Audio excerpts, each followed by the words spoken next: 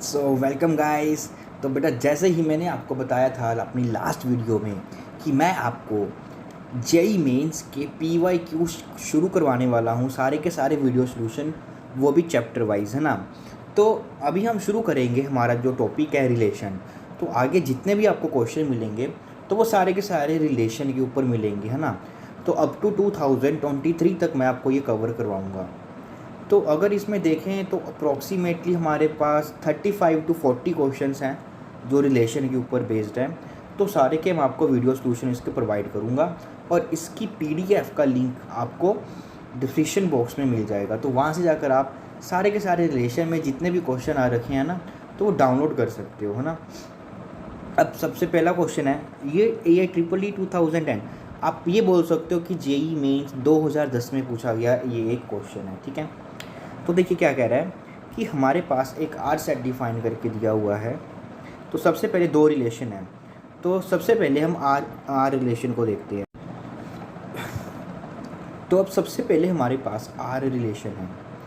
तो are relation में क्या गिवन है, एक रिलेशन है, इसमें एक्स और वाई दो एलिमेंट हम बोलेंगे कि वो एक दूसरे के साथ रिलेट कर रहे हैं। अगर एक्स कुछ डब्ल्यू वाई जैसा हो और डब्ल्यू आपके पास क्या हो, कोई भी रैशनल नंबर होना चाहिए, ठीक है। तो आपको ऑप्शंस में इक्वलेंस रिलेशन के लिए प्रूफ करना है। तो मीन सबसे पहले मैं ये प्रूफ चेक करूँगा कि ये रिफ्लेक्सिव सिमेट्री को ट्रांसटिव है या नहीं।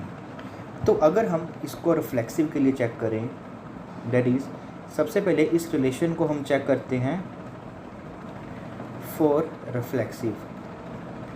तो अगर मैं रिफ्लेक्सिव की बात करूँ तो यहाँ से मेरे को एक्स को मैं एक्स चेक करना है कि एक्स को मैं एक्स एलिमेंट एक दूसरे के साथ रिलेट करेगा या नहीं करेगा। तो इसलिए मैंने x इज इक्वल टू हम ऐसे लिख सकते हैं 1 इंटू एक्स, है ना। और यहाँ पे 1 हमारे पास क्या है, एक रैशनल नंबर। तो इट मीन्स x और x एक दूसरे के साथ रिलेट करेंगे। तो मीन्स जो ये रिलेशन है आपका वो हो जाएगा रिफ्लेक्सिव हो जाएगा। अब हम बात करते हैं यहाँ पे फॉर सिमेट्री के लिए कि क्या ये रिलेशन जो है हमारे पास एक सिमेट्रिक रिलेशन होगा या नहीं। तो उसके लिए सबसे पहले हमें ये मानना होगा कि x और y के बीच में रिलेशन है। तो हमें ये मानना पड़ेगा कि क्या x और y के बीच में रिलेशन है। अगर x और y के बीच में रिलेशन है तो डैट मीन्स x आपके पास किसके इक्वल हो जाएगा, w y के। तो मीन्स यहाँ पे हमारे पास w क्या बनेगा, एक रैशनल नंबर होगा। अब हमें ये चेक करना है कि क्या y और x के बीच भी हमारे पास कोई रिलेशन में बिलोंग करेगा या नहीं करेगा। तो अब यहाँ पे आप एक मैक्सिमम गलती करोगे, बच्चे क्या करेंगे कि x is equal to y लिख लिया। तो मैं यहाँ से y लिख सकता हूँ इज इक्वल टू W1/WX, ठीक है। और अगर w रिलेशन है, अगर w रैशनल नंबर है तो आप यहाँ से लिख दोगे कि 1/W भी क्या होगा, एक रैशनल नंबर होगा, है ना। बट ये तभी वैलिड होगा अगर w नॉन ज़ीरो होगा। तो यहाँ से अगर आपने वो कंडीशन को ध्यान नहीं दिया तो आप यहाँ पे गलती कर बैठोगे।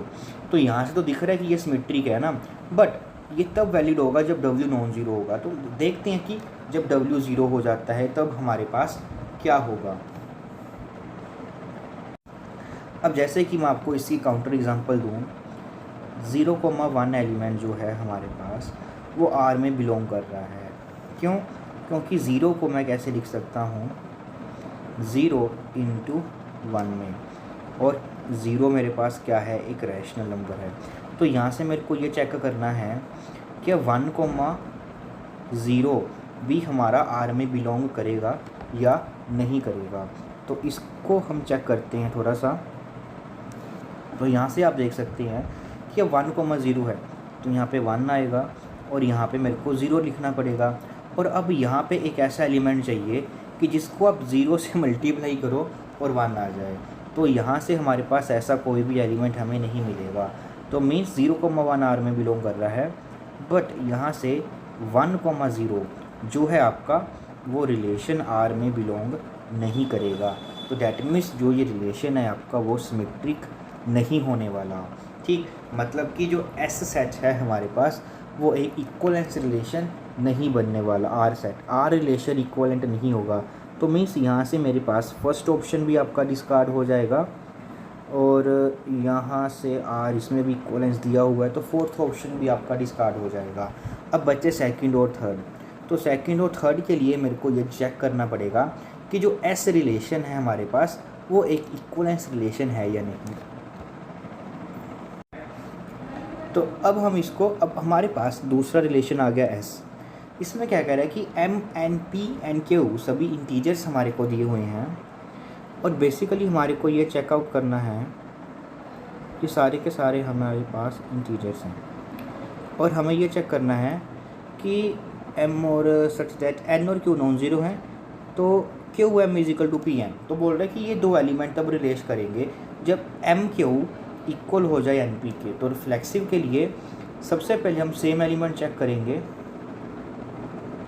कि एम कोमा एन और एम कोमा एन इसमें पड़े हैं या नहीं, ठीक है। तो यहाँ के लिए एम एन हमेशा ही इज इक्वल टू होता है एन एम की प्रोडक्ट के। तो अगर ये इक्वल हैं एक दूसरे के तो ये हमारे पास रिलेशन आर में बिलोंग कर जाएगा। तो मीन्स ये बन जाएगा हमारा रिफ्लेक्सिव। अब उसके बाद हम इसको चेक करेंगे फॉर सिमेट्री के लिए। तो सिमेट्री के लिए सबसे पहले हमें ये लेट करना पड़ेगा कि m अपॉन n और p अपॉन q एक दूसरे को रिलेट कर रहे हैं, मतलब कि इनके बीच में रिलेशन है। तो अगर इनके बीच में रिलेशन हो जाएगा तो डैट मीन्स एम क्यू जो है आपका वो इक्वल हो जाने वाला है एन पी के। अब हमें ये चेकआउट करना है कि जो हमारे पास पी क्यू है, पी अपॉन क्यू है और एम अपॉन एन है, क्या इनके बीच में भी रिलेशन होगा। तो अब हम ये चेक करेंगे कि पी अपॉन क्यू और एम अपॉन एन क्या ये भी एलिमेंट एक दूसरे को रिलेट करेंगे। तो उसके लिए मेरे को क्या चाहिए कि पी एन आपका क्यू एम के इक्वल होना चाहिए। तो एम क्यू एन पी के इक्वल है, तो यहीं से मैं इसको रीअरेंज करके लिख सकता हूँ कि जो पी एन होगा वो आपका किसके इक्वल हो जाएगा, क्यू एम के। तो ये इक्वल हो गया, तो मीन्स ये भी एलिमेंट आपका आर में बिलोंग करेगा, मतलब ये हमारा सिमेट्रिक होगा। अब बारी आती है हमारी ट्रांजिटिव के लिए, दैट इज़ अब हम बात करेंगे कि क्या ये रिलेशन हमारे पास एक ट्रांजिटिव होगा या नहीं। तो उसके लिए सबसे पहले मैं एक एलिमेंट लूँगा m अपॉन n और p अपॉन q जो रिलेशन r में बिलोंग कर रहे हैं। अगर ये रिलेशन r में है तो इसका मतलब कि m q किसके इक्वल हो जाएगा, n p के। तो एक एलिमेंट हमने ले लिया जो इसमें हमारा बिलोंग कर रहा है। तो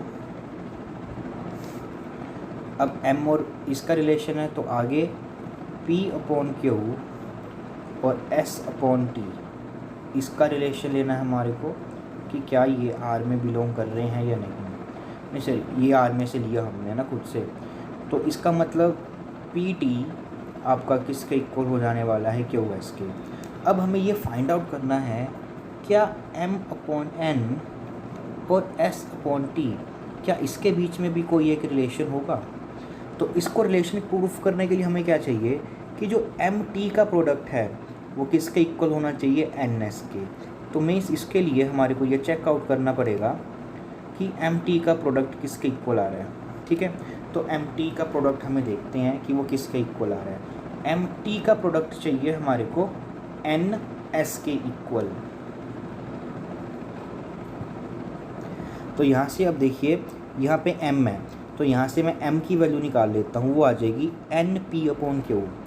तो ये बन जाएगी N P upon Q into, और यहाँ पे मेरे पास t पड़ा है तो t की वैल्यू मैं यहाँ से निकाल लेता हूँ।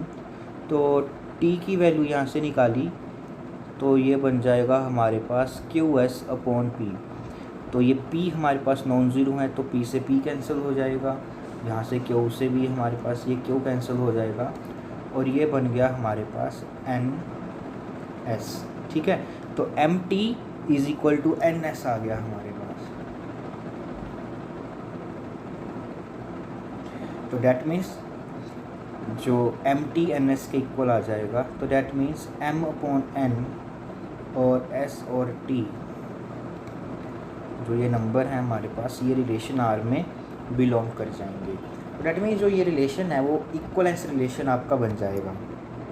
तो डैट मीन्स हमारे पास अब की बार जो सही ऑप्शन है वो कौन सा बन रहा है, जिसमें दोनों के दोनों हमारे पास मतलब कि एस हमारे को दिया हुआ है कि एक इक्वलेंस रिलेशन है, बट आर एक इक्वलेंस रिलेशन नहीं है।